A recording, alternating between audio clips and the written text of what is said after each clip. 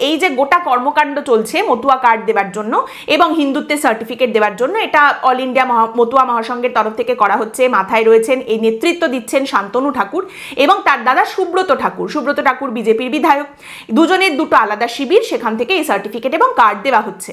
আবার এই দুজনের তরফ থেকে, দুজনের শিবির থেকে যে সার্টিফিকেট এবং কার্ড দেওয়া হচ্ছে তাদের রঙগুলো আলাদা। শান্তনু ঠাকুরের শিবির থেকে যে সার্টিফিকেট দেওয়া হচ্ছে সেটার রং গোলাপি, সুব্রত ঠাকুরের শিবির থেকে যে কার্ড দেওয়া হচ্ছে সেটার রং হলুদ। প্রথমে অল ইন্ডিয়া মতুয়া মহাসংঘের পরিচয়পত্র বা মতুয়া কার্ডের জন্য আবেদন করতে হবে। তার জন্য আপনাকে ছবি দিতে হবে, 60 থেকে 100 টাকা জমা দিতে হবে। এই কার্ডটা আপনি পেয়ে গেলেন। এবার এই মতুয়া কার্ডটাকে ব্যবহার করে আপনাকে হিন্দুত্বের সার্টিফিকেটের জন্য অ্যাপ্লাই করতে হবে। সেখানে আবার আপনাকে 60 থেকে 100 টাকা দিতে হবে, ছবি দিতে হবে।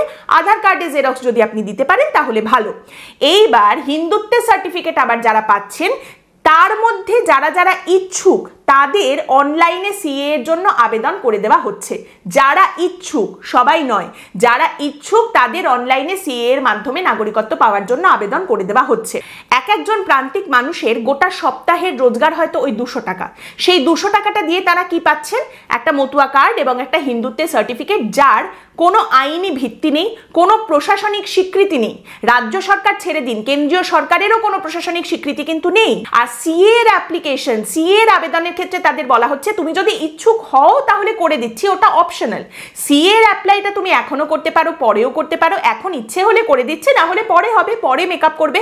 এবার এইখানে একটা দুর্নীতির দুর্গন্ধ ভেসে আসছে, তার কারণ এখানে কয়েকটা প্রশ্ন আছে।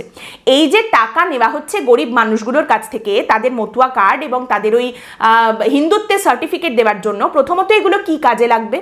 দ্বিতীয়ত এগুলো করার জন্য আপনি যে এদের কাছ থেকে টাকা পয়সাগুলো নিচ্ছেন, এই টাকাটা কোথায় যাচ্ছে, কার কাছে গচ্ছিত হচ্ছে?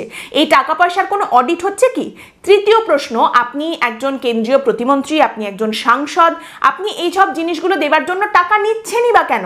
আপনার যদি উদ্দেশ্য এটাই হয় যে মানুষ যাতে নাগরিকত্ব পায়, তাহলে আপনি টাকা নিচ্ছেন কেন? প্রশাসনিক কাজে তো এইভাবে টাকা দিয়ে করার দরকার নেই, আপনি টাকা ছাড়াই তো গোটা বিষয়টা করতে পারেন, সাহায্য করতে পারেন।